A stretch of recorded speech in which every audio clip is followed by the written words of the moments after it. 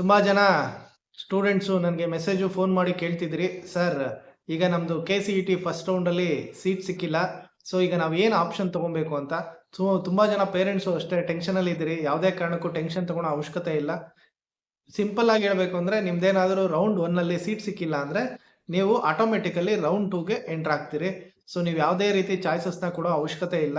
So ಇವ್ರೇನು KEA ವೆಬ್ಸೈಟಲ್ಲಿ ಚಾಯ್ಸಸ್ನ set ಮಾಡಿದ್ದಾರೆ, ಆ ಚಾಯ್ಸಸ್ ಎಲ್ಲ ನಿಮಗೆ ಸೀಟ್ ಸಿಕ್ಕಿದ್ರೆ ಮಾತ್ರ ಆಪ್ಷನ್ ಇರೋ ಥರ ಇದೆ. ಸೊ ನಿಮ್ಗೇನಾದರೂ ಸೀಟ್ ಸಿಕ್ಕಿದ್ರೆ ನಿಮ್ಗೆ ಆ ಕಾಲೇಜ್ ಇಷ್ಟ ಆಗಿದ್ರೆ ಚಾಯ್ಸ್ 1 ತೊಗೊಬೇಕು. ಸೊ ನಿಮಗೆ ಸಿಕ್ಕಿರೋ ಕಾಲೇಜ್ ಇಷ್ಟ ಆಗಿದೆ, ಇನ್ನೂ ಬೆಟರ್ ಕಾಲೇಜ್ ಸಿಗಬೇಕು ಅಂದರೆ ಚಾಯ್ಸ್ 2 ತೊಗೊಬೇಕು. ಸೊ ಚಾಯ್ಸ್ 3 ಅಂದರೆ ನಿಮಗೆ ಸಿಕ್ಕಿರೋ ಕಾಲೇಜ್ ಇಷ್ಟ ಇಲ್ಲ, ಸೊ ನಾನು ಇನ್ನೂ ರೀಶಫಲ್ ಮಾಡ್ತೀನಿ ಲೀಸ್ಟ್ನ ಅಂದರೆ ಚಾಯ್ಸ್ 3 ತೊಗೊಬೇಕು. ಸೊ ನನಗೆ KEA ವೆಬ್ಸೈಟಲ್ಲಿ ಅಥವಾ ನನಗೆ ಕೌನ್ಸ್ಲಿಂಗಲ್ಲಿ ಕಂಟಿನ್ಯೂ ಮಾಡೋಕ್ಕೆ ಇಷ್ಟ ಇಲ್ಲ ಅಂದರೆ ಚಾಯ್ಸ್ 4 ತೊಗೊಬೇಕು. ಸೊ ಯಾವುದೇ ಚಾಯ್ಸಸ್ಸಲ್ಲಿ ಅವರೆಲ್ಲೂ ಮೆನ್ಷನ್ ಮಾಡಿಲ್ಲ ನಿಮ್ಗೇನಾದರೂ ರೌಂಡ್ 1ಅಲ್ಲಿ ಸೀಟ್ ಸಿಕ್ಕಿಲ್ಲ ಅಂದರೆ ಏನು ಮಾಡಬೇಕು ಅಂತ. ಸೊ ಇದ್ರ ಬಗ್ಗೆ ತುಂಬ ಜನ ಸ್ಟೂಡೆಂಟ್ಸು ತಲೆ ಕೆಡಿಸ್ಕೊಂಡಿದ್ದಾರೆ, ತುಂಬ ಜನ ಪೇರೆಂಟ್ಸು ಭಯ ಪಡ್ತಿದ್ದಾರೆ. ಸೊ ಯಾವುದೇ ಕಾರಣಕ್ಕೂ ಯಾವುದೇ ರೀತಿ ಭಯ ಪಡೋ ಅವಶ್ಯಕತೆ ಇಲ್ಲ. ಸೊ ನಿಮ್ದೇನಾದರೂ ರೌಂಡ್ 1ಅಲ್ಲಿ ಸೀಟ್ ಸಿಕ್ಕಿಲ್ಲ ಅಂದರೆ ನೀವು ಆಟೋಮೆಟಿಕಲಿ ರೌಂಡ್ 2ಗೆ ಹೋಗ್ತೀರಿ. ಸೊ ಇಲ್ಲಿ ರೌಂಡ್ 2ಗೆ ಹೋಗ್ತೀವಿ ಅಂದರೆ ಆಟೋಮೆಟಿಕಲಿ ನಿಮ್ಗೆ ರೌಂಡ್ 2ಅಲ್ಲಿ ಸೀಟ್ ಅಲಾಟ್ ಆಗುತ್ತಾ? ಖಂಡಿತ ಆಗೋದಿಲ್ಲ. ಸೊ ನೀವು ಮಾಡಬೇಕಾಗಿರೋದು ರೌಂಡ್ 2 ಮುಂಚೆ ಮತ್ತೆ ನಿಮಗೆ ಆಪ್ಷನ್ ಎಂಟ್ರಿ ಇರುತ್ತೆ. ಸೊ ನೀವೇನಾದರೂ ಪ್ರಿಫರೆನ್ಸಸ್ನ ಚೇಂಜ್ ಮಾಡ್ಬೋದು, ಅಥವಾ ನಿಮಗೆ ಕೆಲವು ಗೌರ್ಮೆಂಟ್ ಸೀಟ್ಸ್ನ ಪ್ರೈವೇಟ್ ಯೂನಿವರ್ಸಿಟೀಸು ರಿಟರ್ನ್ ಮಾಡಿದ್ದಾರೆ KEAಗೆ, ಅದನ್ನೆಲ್ಲ ನಿಮಗೆ ಹ್ಯಾಡ್ ಮಾಡ್ತಾರೆ.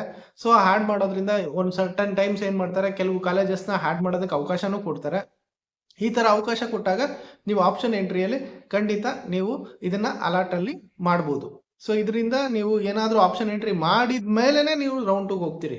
ಸೊ ಈಗ ಎಲ್ಲರಿಗೂ ಈಗ ಫಸ್ಟ್ ರೌಂಡ್ ಮುಗಿಯುತ್ತೆ 24ನೇ ತಾರೀಕಿಗೆ, ನಂತರ ಒಂದು ಡೇಟಲ್ಲಿ ಅನೌನ್ಸ್ ಮಾಡ್ತಾರೆ ನೀವು ಆಪ್ಷನ್ ಎಂಟ್ರಿನ ಎಡಿಟ್ ಮಾಡ್ಬೋದು ಅಂತ. ಎಲ್ಲರೂ ಅಷ್ಟೇ ಯಾವುದೇ ಚಾಯ್ಸಸ್ ತೊಗೊಂಡಿದ್ರೆ ಎಕ್ಸೆಪ್ಟ್ ಚಾಯ್ಸ್ 1 ತೊಗೊಂಡಿದ್ರೆ ನೀವು ಡೈರೆಕ್ಟಾಗಿ ಕಾಲೇಜ್ಗೆ ಹೋಗಿ ಅಡ್ಮಿಷನ್ ಆಗ್ತೀರಿ, ಫೀಸ್ ಕಟ್ತೀರಿ, ನಿಮ್ಮದು ಕ್ಲೋಸ್ ಆಗುತ್ತೆ, KEಯಿಂದ ಎಕ್ಸಿಟ್ ಆಗ್ತೀರಿ. ಸೊ ನಿಮ್ಗೆ ಇಷ್ಟವಾದ ಕಾಲೇಜ್ ಸಿಕ್ಕಿದೆ, ಆರಾಮಾಗಿ ಇಂಜಿನಿಯರಿಂಗ್ ಜಾಯ್ನ್ ಆಗ್ತೀರಿ. ಅದೇ ಥರ ಇನ್ ಕೇಸ್ ಚಾಯ್ಸ್ 2 ಚಾಯ್ಸ್ 3 ತೊಗೊಂಡಿದ್ರೆ ನೀವು ಖಂಡಿತ ಆಪ್ಷನ್ ಎಂಟ್ರಿ ಮಾಡಲೇಬೇಕು. ಇದು ತುಂಬ ಇಂಪಾರ್ಟೆಂಟು. ತುಂಬ ಜನಕ್ಕೆ ಅವೇರ್ನೆಸ್ ಇರೋದಿಲ್ಲ. ಸೊ ನಾನು ಚಾಯ್ಸ್ 2 ಕೊಟ್ಟಿದ್ದೀನಿ ಅಥವಾ ಚಾಯ್ಸ್ 3 ಕೊಟ್ಟಿದ್ದೀನಿ, ನಾನು ಡೈರೆಕ್ಟಾಗಿ ರೌಂಡ್ 2ಅಲ್ಲಿ ನಂಗೆ ಸೀಟ್ ಅಲಾಟ್ ಆಗುತ್ತೆ ಅಂದರೆ ಖಂಡಿತ ಆಗೋದಿಲ್ಲ. ಸೊ ನೀವು ಯಾವುದೇ ರೌಂಡ್ಗೆ ನೆಕ್ಸ್ಟ್ ಹೋಗ್ಬೇಕಂದ್ರೆ ಆಪ್ಷನ್, ನೀವು ಎಡಿಟ್ ಮಾಡೋದಕ್ಕೆ ಆಪ್ಷನ್ ಇರುತ್ತೆ. ಎಡಿಟ್ ಅಂದರೆ ಎಲ್ಲ ಕಾಲೇಜಸ್ನ ಮತ್ತೆ ರೀಶಫಲ್ ಮಾಡೋದಕ್ಕಾಗೋದಿಲ್ಲ. ಸೊ ನಿಮಗೆ ಏನು ಅವಕಾಶ ಕೊಟ್ಟಿದ್ದಾರೆ ಅಂದರೆ, ಸೊ ನಿಮಗೆ ಏನೇನು ಕಾಲೇಜ್ ಇದೆ ಆ ಕಾಲೇಜಸ್ ಮಾತ್ರ ನೀವು ಅದನ್ನು ರೀಶಫಲ್ ಮಾಡ್ಬೋದು. ಸೊ ಎಲ್ಲ ಕಾಲೇಜಸ್ನ ನೀವು ಆ್ಯಡ್ ಮಾಡೋದಕ್ಕಾಗೋದಿಲ್ಲ. ಸೊ ಇನ್ ಕೇಸ್ ಗೌರ್ಮೆಂಟಲ್ಲಿ ಈಗ KEA ಆಲ್ರೆಡಿ ನಾನು ಹೇಳಿದಾಗೆ ತುಂಬ ನೋಟಿಫಿಕೇಶನ್ಸ್ ಬಂದಿದೆ. ಸೊ ಪ್ರೈವೇಟ್ ಯೂನಿವರ್ಸಿಟಿದು ಮತ್ತು ಡ್ರೀಮ್ಡ್ ಯೂನಿವರ್ಸಿಟಿದು ಸೀಟ್ಸ್ನ ಮತ್ತೆ ಈಗ ಮ್ಯಾನೇಜ್ಮೆಂಟಲ್ಲಿ ಏನು ಅಡ್ಮಿಷನ್ ಆಗಿಲ್ಲ ಅವು ಕಾಲೇಜಸಲ್ಲಿ, ಅದನ್ನು ಏನು ಮಾಡ್ತಿದ್ದಾರೆ ಇವರು KEAಗೆ ರಿಟರ್ನ್ ಮಾಡ್ತಿದ್ದಾರೆ. ಸೊ KEAಗೆ ರಿಟರ್ನ್ ಮಾಡಿದಾಗ ಏನಾಗುತ್ತೆ, ಆ ಸೀಟ್ಸ್ ಎಲ್ಲ ನಿಮಗೆ ಮತ್ತೆ ಕೌನ್ಸ್ಲಿಂಗ್ ಪ್ರೊಸೆಸ್ ಬರುತ್ತೆ. ಆದ್ದರಿಂದ ಈಗ ಯಾವುದೇ ಕಾಲೇಜಲ್ಲಿ 1 ಸೀಟ್ ಅಲ್ಲ 10 ಸೀಟ್ ಜಾಸ್ತಿ, ಎಷ್ಟೇ ಸೀಟ್ ಜಾಸ್ತಿ ಆದ್ರೂ ನಿಮಗೆ ಮತ್ತೆ ಆಪ್ಷನ್ ಎಂಟ್ರಿ ಕೊಡ್ತಾರೆ. ಆ ಕಾಲೇಜನ್ನು ಮತ್ತೆ ಆ್ಯಡ್ ಮಾಡ್ಬೋದು. ಯಾವುದೇ ಕಾಲೇಜು ಏನಾದರೂ KCETಗೆ ಸ್ವಲ್ಪ ಸೀಟ್ಸ್ನ ಸರೆಂಡರ್ ಮಾಡಿದ್ರೆ, ಇನ್ ಕೇಸ್ ನಮ್ಮ ಕೈಯಲ್ಲಿ ಮ್ಯಾನೇಜ್ಮೆಂಟ್ ಅಡ್ಮಿಷನ್ ಮಾಡ್ಸೋಕ್ಕಾಗ್ತಿಲ್ಲ, KEA ಮುಖಾಂತರನೇ ಅಡ್ಮಿಷನ್ ಮಾಡಿಕೊಡಿ ಅಂತ ಯಾವುದೇ ಕಾಲೇಜು KEAವ್ರಿಗೆ ಅವ್ರನ್ನ ಸೀಟ್ನ ಏನಾದರೂ ಸರೆಂಡರ್ ಮಾಡಿದ್ರೆ ಆ ಕಾಲೇಜು ನಿಮಗೆ ಆಪ್ಷನ್ 2 ಬರೋದಕ್ಕೆ ಮುಂಚೆ ನಿಮಗೆ ಇದರಲ್ಲಿ ನೀವು ಪ್ರಿಫರೆನ್ಸ್ ಕೊಡೋದ್ರಲ್ಲಿ ಆ್ಯಡ್ ಮಾಡ್ಬೋದು. ಇದು ತುಂಬ ಇಂಪಾರ್ಟೆಂಟು. ಸೊ ಇದು ನೆನ್ಪಿಟ್ಕೊಳ್ಳಿ. ಸೊ ನೀವು ಹೊಸ ಕಾಲೇಜ್ ಆ್ಯಡ್ ಮಾಡೋಕ್ಕಾಗೋದಿಲ್ಲ. ಏನಾದರೂ ಹೊಸ ಕೋರ್ಸಸ್ಸು, ಹೊಸ ಕಾಲೇಜಸ್ಸು, ಮೀನ್ಸ್ ಹೊಸ ಕಾಲೇಜ್ ಅಂದರೆ ಸಡನ್ನಾಗಿ ಯಾವುದೋ ಹೊಸ ಕಾಲೇಜ್ನ ಈಗ ಆ್ಯಡ್ ಮಾಡೋದಿಲ್ಲ. ಸಿಕ್ಕಿರೋ ಕಾಲೇಜಸ್ಸಲ್ಲಿ ಈಗ ಯಾವುದಾದ್ರೂ ಅವರು ಕಾಲೇಜ್ ಸೀಟ್ನೇನಾದರೂ ಗೌರ್ಮೆಂಟ್ಗೆ ಸರೆಂಡರ್ ಮಾಡಿದ್ರೆ ಕಾಲೇಜಸ್ಸು, ಆ ಸೀಟ್ಸು ಮತ್ತೆ ಆ್ಯಡ್ ಆಗುತ್ತೆ, ಮತ್ತೆ ನೀವು ಆ ಕಾಲೇಜಸ್ನ ಆ್ಯಡ್ ಮಾಡ್ಕೊಬೋದು. ಸೊ ಇದು ಏನಂದರೆ ತುಂಬ ಜನಕ್ಕೆ ಅಡ್ವಾಂಟೇಜ್ ಆಗುತ್ತೆ. ಸೊ ತುಂಬ ಜನ ಪೇರೆಂಟ್ಸ್ ಏನು ಅನ್ಕೊಂತಿದ್ದಾರೆ ಅಂದರೆ, ಈಗ ನನಗೆ ಸೀಟ್ ಸಿಕ್ಕಿಲ್ಲ ಫಸ್ಟ್ ರೌಂಡಲ್ಲಿ, ಅಯ್ಯೋ ನನ್ನ ಮಗನಿಗೆ ಇಂಜಿನಿಯರಿಂಗ್ ಸಿಗೋದಿಲ್ಲ, ನನ್ನ ಮಗಳಿಗೆ ಇಂಜಿನಿಯರಿಂಗ್ ಸಿಗೋದಿಲ್ಲ, ನಮ್ಮದು ರ್ಯಾಂಕಿಂಗು 1,00,000 ಇದೆ, 2,00,000 ಇದೆ, ಸೊ ನಮಗೆ ಇಂಜಿನಿಯರಿಂಗ್ ಸೀಟ್ ಸಿಗೋದಿಲ್ಲ. ಸೊ ಈಗ ಏನು ಮಾಡೋದು, ನಾವು ಸುಮ್ಮನೆ ಮ್ಯಾನೇಜ್ಮೆಂಟಲ್ಲಿ ಕಾಲೇಜಲ್ಲಿ ಸೀಟ್ ಕೊಟ್ಬಿಟ್ಟು ದುಡ್ಡು ಕೊಟ್ಬಿಟ್ಟು ಸೇರಿಬಿಡೋಣ, ತುಂಬ ಕಾಲೇಜಸ್ ಇದೆ ಅಂತ ಏನಾದರೂ ಅಂದ್ಕೊಂಡಿದ್ರೆ ವೆಯ್ಟ್ ಮಾಡಿ. ಸೊ ನಿಮ್ಮ ಮ್ಯಾನೇಜ್ಮೆಂಟಲ್ಲೇ ಹೋಗಬೇಕು ಅಂದರೆ ತಾಳ್ಮೆಯಿಂದ ವೆಯ್ಟ್ ಮಾಡಿ. ಯಾವುದಾದ್ರೂ ಒಂದು ಟಾಪ್ 10 ಕಾಲೇಜಸಲ್ಲಿ ಮಾತ್ರ, ಈಗ ತುಂಬ ಡಿಮ್ಯಾಂಡ್ ಇರೋ ಕಾಲೇಜಸಲ್ಲಿ ಮಾತ್ರ ಸೀಟ್ಸು ಖಾಲಿ ಆಗುತ್ತೆ. So majority 90% of Karnataka engineering ಕಾಲೇಜಸಲ್ಲಿ ಸೀಟ್ಸ್ ಎಲ್ಲ ಖಾಲಿ ಇರುತ್ತೆ. ಸೊ ಸುಮ್ಮನೆ ಅನ್ನೆಸರಿ ದುಡ್ಡನ್ನ ಇನ್ವೆಸ್ಟ್ ಮಾಡೋಕ್ಕೆ ಹೋಗಬೇಡಿ. ಸೊ ನಿಮ್ಗೆ ಏನಾದರೂ KEA ಮುಖಾಂತರನೇ ಸೀಟ್ ಸಿಗುತ್ತೆ ಅಂದರೆ ಖಂಡಿತ ನೀವು ವೆಯ್ಟ್ ಮಾಡಿ, ನಿಮಗೆ ಖಂಡಿತ ಒಂದು ಕಾಲೇಜಲ್ಲಂತೂ ಸೀಟ್ ಸಿಕ್ಕೇ ಸಿಗುತ್ತೆ. ಸೊ ಈಗೇನೋ ನೀವು ಫೈನಾನ್ಷಿಯಲಿ ತುಂಬ ಸ್ಟೇಬಲ್ ಇದ್ದೀರಿ, ನನಗೆ ಲಕ್ಷಾಂತರ ರೂಪಾಯಿ ಆದರೂ ತಲೆ ಕೆಡ್ಸ್ಕೊಳಂಗಿಲ್ಲ ಅನ್ನೋಂಗಿದ್ರೆ, ಸೊ ನೀವು ಡೈರೆಕ್ಟಾಗಿ ನಿಮ್ಗೆ ಇಷ್ಟ ಇದ್ದರೆ ಒಂದು ಒಳ್ಳೆ ಮ್ಯಾನೇಜ್ಮೆಂಟಲ್ಲಿ ಒಳ್ಳೆ ಕಾಲೇಜು ನಿಮ್ಗೆ ಇಷ್ಟ ಇದ್ದರೆ, ಟಾರ್ಗೆಟೆಡ್ ಕಾಲೇಜ್ ಇದ್ದರೆ ಅದನ್ನು ನೀವು ಟಾರ್ಗೆಟ್ ಮಾಡಿಕೊಂಡು ಜಾಯ್ನ್ ಆಗ್ಬೋದು. ಇಲ್ಲ ನಮ್ಮ ಕೈಲಿ ಫೈನಾನ್ಷಿಯಲಿ ಕಷ್ಟ ಇದೆ, ಸೊ ಲಕ್ಷಾಂತರ ರೂಪಾಯಿ ಕೊಟ್ಟು ಇಂಜಿನಿಯರಿಂಗ್ ಓದಿಸೋದಕ್ಕಾಗೋದಿಲ್ಲ, ನಾರ್ಮಲ್ ಡಿಗ್ರಿಗೆ ಸೇರಿಸ್ತೀವಿ ಅಂತ ಅಂದ್ಕೊಂಡಿದ್ರೆ ನಿಮ್ಗೆ ಇನ್ನೂ ಅವಕಾಶ ಇದೆ. ವೆಯ್ಟ್ ಮಾಡಿ, ಖಂಡಿತ KCET ಅಲ್ಲೇ ಸೀಟ್ ಸಿಗೋ ಚಾನ್ಸಸ್ಸು ಜಾಸ್ತಿ ಇದೆ. ರೌಂಡ್ 1 ಸಿಗಲಿಲ್ಲ ಅಂದರೆ ರೌಂಡ್ 2 ಸಿಗುತ್ತೆ, ರೌಂಡ್ 2 ಸಿಗಲಿಲ್ಲ ಅಂದರೆ ರೌಂಡ್ 3 ಸಿಗುತ್ತೆ. ಸೊ 3 ಲಕ್ಷದ ಮೇಲೆ ಇಂಜಿನಿಯರಿಂಗ್ಗೆ ಆಸ್ಪರೆಂಟ್ಸ್ ಇದ್ದಾರೆ. ಸೊ ಎಷ್ಟು ಜನ ಬರ್ತಿದ್ರು ಎಲ್ಲರಿಗೂ ಸೀಟ್ ಕೊಡೋಷ್ಟು ಸೀಟಸ್ಸು ನಮ್ಮ ಇಂಜಿನಿಯರಿಂಗ್ ಕಾಲೇಜಸ್ಸಲ್ಲಿದೆ. ಸೊ ತುಂಬ ಜನ ಇಂಜಿನಿಯರಿಂಗ್ ಬರೋದೇ ಇಲ್ಲ. ಸೊ ನೀವು ಯಾವುದೇ ಕಾರಣಕ್ಕೂ ಫಸ್ಟ್ ರೌಂಡ್ ರಿಸಲ್ಟೇ ಫೈನಲ್ ರಿಸಲ್ಟ್ ಅಂತ ತಿಳ್ಕೊಬೇಡಿ. ರೌಂಡ್ 2 ಇದೆ, ರೌಂಡ್ 3 ಇದೆ. ಪೇಷನ್ಸಾಗಿ ವೆಯ್ಟ್ ಮಾಡಿ, ಒಳ್ಳೆ ಕಾಲೇಜ್ ಸಿಗುತ್ತೆ. ಎಷ್ಟೊಂದು ಜನಕ್ಕೆ ಲಾಸ್ಟ್ ಇಯರಲ್ಲಿ ರೌಂಡ್ 3 ಅವ್ರ ರ್ಯಾಂಕಿಂಗ್ಗೆ ಎಕ್ಸ್ಪೆಕ್ಟೇ ಮಾಡೋಕ್ಕಾಗಲ್ಲ, ಆ ಥರ ಒಳ್ಳೊಳ್ಳೆ ಕಾಲೇಜಸ್ಸು ಸಿಕ್ಕಿದೆ. ಸೊ ನೀವೇನಾದರೂ last year last round cut off ನೋಡಿದ್ರೆ ಕೆಲವು ಕಾಲೇಜಲ್ಲಿ ಸ್ವಲ್ಪ ಜಾಸ್ತಿನೇ ಕಾಣುತ್ತೆ. ಫಸ್ಟ್ ರೌಂಡು ಮತ್ತು ಸೆಕೆಂಡ್ ರೌಂಡ್ಗೆ ನೀವೇನಾದರೂ ಡಿಫ್ರೆನ್ಷಿಯೇಟ್ ಮಾಡಿಕೊಂಡ್ರೆ ರೌಂಡ್ 3 ಜಾಸ್ತಿ ರ್ಯಾಂಕಿಂಗ್ ಇದ್ದರೂ ಸೀಟ್ ಸಿಕ್ಕಿದೆ. ಸೊ ಅಂದರೆ ಅವರೆಲ್ಲ ಪೇಷನ್ಸಾಗಿ ವೆಯ್ಟ್ ಮಾಡಿರ್ತಾರೆ. ಸೊ ನಮ್ಮ as A parent, as A student ಏನಂದರೆ, ಈಗ ಫಸ್ಟ್ ರೌಂಡಲ್ಲಿ ಸೀಟ್ ಸಿಗಲಿಲ್ಲ, ಬೇರೆಯವ್ರಿಗೆಲ್ಲ ಸೀಟ್ ಸಿಕ್ಕಿದೆ, ನನಗೆ ಸೀಟ್ ಸಿಗಲಿಲ್ಲ ಅಂದರೆ ಪ್ಯಾನಿಕ್ ಆಗಿಬಿಡ್ತೀವಿ. ಅಯ್ಯೋ ನಮಗೆ ಸೀಟೇ ಸಿಗೋದಿಲ್ವೇನೋ, ಈಗೇನು ಮಾಡೋದು ಅಂತೇಳಿ ಟೆನ್ಷನ್ ಆಗಿಬಿಡುತ್ತೆ.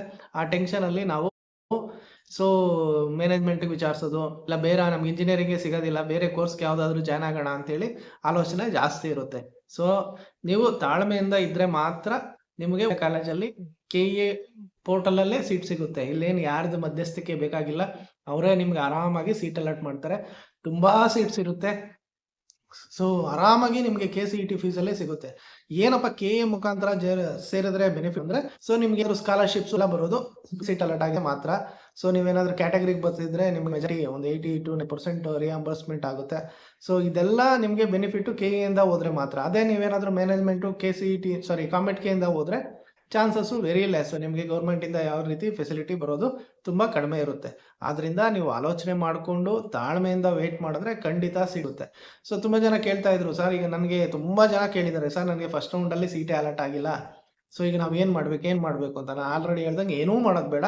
ಅವರು ಬಿಫೋರ್ ಆಪ್ಷನ್ 2 ನಿಮಗೆ ಮತ್ತೆ ಎಡಿಟ್ ಮಾಡೋದಕ್ಕೆ ಆಪ್ಷನ್ ಕೊಡ್ತಾರೆ, ಆವಾಗ ರೀಶಫಲ್ ಮಾಡ್ಕೊಳ್ಳಿ. ಈಗ ನಿಮ್ಗೆ ಏನಾದರೂ ಡೌಟ್ಸ್ ಇದ್ದರೆ ರೀಶಫಲ್ ಮಾಡೋದಕ್ಕೆ ಖಂಡಿತ ನನಗೆ ಕಾಂಟ್ಯಾಕ್ಟ್, ಏನು ನನ್ನ ಕೈಯಲ್ಲಿ ಏನಾಗುತ್ತೋ ಅದನ್ನು ಸಪೋರ್ಟು ನಾನು ಮಾಡ್ತೀನಿ.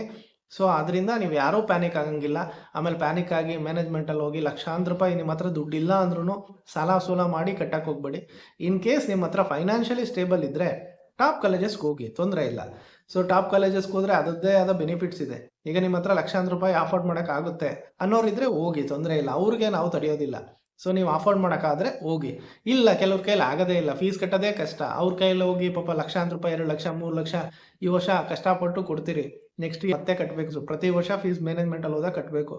ಸೊ ಅವಾಗ ಕಾಮೆಟ್ಗೆ ಅಥವಾ ಮ್ಯಾನೇಜ್ಮೆಂಟಲ್ಲಿ ಹೋದಾಗ ಲೋನ್ಸ್ ಆಗ ಸ್ವಲ್ಪ ಕಷ್ಟ ಇರುತ್ತೆ. ಇನ್ ಕೇಸ್ ತುಂಬ ಜನ KCETಯಲ್ಲೇ ಸೀಟ್ ಸಿಕ್ಕಿದ್ರೇ ಲೋನ್ ಮಾಡಿಸ್ಕೊತಾರೆ. ಸೊ ಆ ಲೋನ್ ಪ್ರೊಸೆಸಲ್ಲಿ ನಿಮಗೆ KCETಯಿಂದ ಆದರೆ ಈಸಿಯಾಗಿ ಲೋನ್ ಪ್ರೊಸೆಸ್ ಆಗೋ ಚಾನ್ಸಸ್ ಜಾಸ್ತಿ ಇರುತ್ತೆ. ಅದೇ ಮ್ಯಾನೇಜ್ಮೆಂಟಲ್ಲಿ ಹೋದಾಗ ಸ್ವಲ್ಪ ತುಂಬ ಕಡಿಮೆ ಚಾನ್ಸಸ್ಸು ಜಾಸ್ತಿ ಇರುತ್ತೆ ಸಿಗದೇ ಇರೋಂಥದ್ದು. ಸೊ ಬರ್ಡನ್ ಆಗುತ್ತೆ. 4 ವರ್ಷ ಡ್ಯೂ ಟು ನಿಮ್ಮ ಸ್ಟಡಿ ಮಾಡೋಕ್ಕಾಗದೆ ಬಿಡೋದಕ್ಕಿಂತ ಫೈನಾನ್ಷಿಯಲಿ ಕಷ್ಟದಿಂದ ಬಿಡೋಂಥದ್ದು ಆಗಬಾರ್ದು.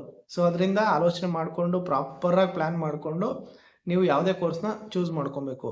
ಈಗ ನಿಮ್ಗೆ ಸೀಟ್ ಸಿಗಲಿಲ್ಲ ಅಂತ ಟೆನ್ಷನ್ ತೊಗೊಬೇಡಿ, ಆರಾಮಾಗಿ ವೆಯ್ಟ್ ಮಾಡಿ, ಖಂಡಿತ ಸೀಟ್ ಸಿಗುತ್ತೆ. ಸೊ ಈಗ ಯಾರಿಗೆ ಚಾಯ್ಸ್ 1 ಸೆಲೆಕ್ಟ್ ಮಾಡಿಕೊಂಡು ಇಷ್ಟ ಆಗಿದೆ ಅವರು ಆರಾಮಾಗಿ ಇಂಜಿನಿಯರಿಂಗ್ಗೆ ಪ್ಲಾನ್ ಮಾಡಿಕೊಂಡು ಸ್ಕಿಲ್ ಎನ್ಹಾನ್ಸ್ ಮಾಡೋ ಕಡೆ ಕಾನ್ಸಂಟ್ರೇಟ್ ಮಾಡ್ಕೊಳ್ಳಿ, ಕಾಲೇಜ್ ಸ್ಟಾರ್ಟ್ ಆಗುತ್ತೆ. ಸೊ ಚಾಯ್ಸ್ 2 ತೊಗೊಂಡಿರೋರಿಗೆ ಬೆಟರ್ ಕಾಲೇಜ್ ಬಂದರೆ ಆರಾಮಾಗಿ ಅಡ್ಮಿಷನ್ ಆಗಿ, ಇಲ್ಲ ಸಿಕ್ಕಿರೋ ಕಾಲೇಜಲ್ಲೇ ಖುಷಿಯಾಗಿರಿ. ಕಾಲೇಜ್ಗಿಂತ ನೀವು ಎಷ್ಟು ಸ್ಕಿಲ್ ಇಂಪ್ರೂವ್ ಮಾಡ್ಕೊತೀರೋ ಅದು ತುಂಬ ಮ್ಯಾಟ್ರ್ ಆಗುತ್ತೆ. ಕಾಲೇಜು ಮ್ಯಾಟ್ರ್ ಆಗುತ್ತೆ, ಬಟ್ ಆದರೆ ನಮಗೆ ಸಿಕ್ಕಿರೋದ್ರಲ್ಲೇ ಖುಷಿ ಪಟ್ಕೊಂಡು ನಮ್ಮ ಸ್ಕಿಲ್ ಎನ್ಹಾನ್ಸ್ ಮಾಡಿಕೊಂಡ್ರೆ ನಿಮ್ಮ ಟ್ಯಾಲೆಂಟು ಇಂಪಾರ್ಟೆಂಟ್ ಇರುತ್ತೆ. ಚಾಯ್ಸ್ 3 ತೊಗೊಂಡಿರೋರಿಗೆ ಸೊ ನಿಮಗೆ ಇನ್ನೊಂದು ಆಪ್ಷನ್ನು ಇರೋದನ್ನು ಮತ್ತೆ ಪ್ರಾಪರಾಗಿ ರೀಶಫಲ್ ಮಾಡಿ, ಯಾರಾದರೂ ಒಬ್ಬ ಒಳ್ಳೆ ಮೆಂಟ್ರನ್ನ ಕಾಂಟ್ಯಾಕ್ಟ್ ಮಾಡಿ. ಸೊ ಏನು ತೊಂದರೆ ಇಲ್ಲ, ಏನೋ ಪೇಯ್ಡ್ ಮಾಡ್ತಾರೆ ಅಂದರೆ ಅವರು 1 ಅವರ್ 2 ಅವರ್ ಕೆಲಸ ಮಾಡಿರ್ತಾರೆ. ಸೊ ತೊಂದರೆ ಇಲ್ಲ, ನೀವು 1,000 2,000 ಅವ್ರು ಏನು ಕೇಳ್ತಾರೆ ಅದನ್ನು ಕೊಟ್ಟರು ತೊಂದರೆ ಇಲ್ಲ, ಕೊಟ್ಟು ನೀವು ಮಾಡಿಸ್ಕೊಳ್ಳಿ ಯಾರಾದರೂ ಮೆಂಟ್ರ್ ಹತ್ರ. ಸೊ ಮೆಂಟ್ರ್ ಹತ್ರ ಮಾಡಿಸ್ಕೊಳೋದ್ರಿಂದ ನಿಮಗೆ ಬೆನಿಫಿಟ್ಟು ಜಾಸ್ತಿ ಇರುತ್ತೆ. ಸೊ ಆವಾಗ ನಿಮಗೆ ಒಳ್ಳೆ ಕಾಲೇಜಸ್ನ ಗೈಡ್ ಮಾಡ್ತಾರೆ.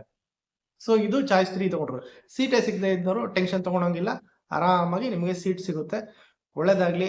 ಐ ಥಿಂಕ್ ನಾನು ಎಲ್ಲ ಡೌಟ್ಸ್ನ ಕ್ಲಾರಿಫೈ ಮಾಡಿದ್ದೀನಿ ಅನ್ಕೊತೀನಿ. ಇನ್ನೂ ಏನಾದರೂ ಡೌಟ್ ಇದ್ದರೆ ಖಂಡಿತ ತಿಳಿಸಿ, ಮಾಹಿತಿ ಕೊಡ್ತೀನಿ. ನಿಮಗೂ ಇನ್ನೂ ಹೆಚ್ಚಿನ ಮಾಹಿತಿ ಏನಾದರೂ ತಿಳಿದಿದ್ರೆ ಕಮೆಂಟ್ ಬಾಕ್ಸಲ್ಲಿ ತಿಳಿಸಿ. ಒಳ್ಳೇದಾಗಲಿ. Thank you.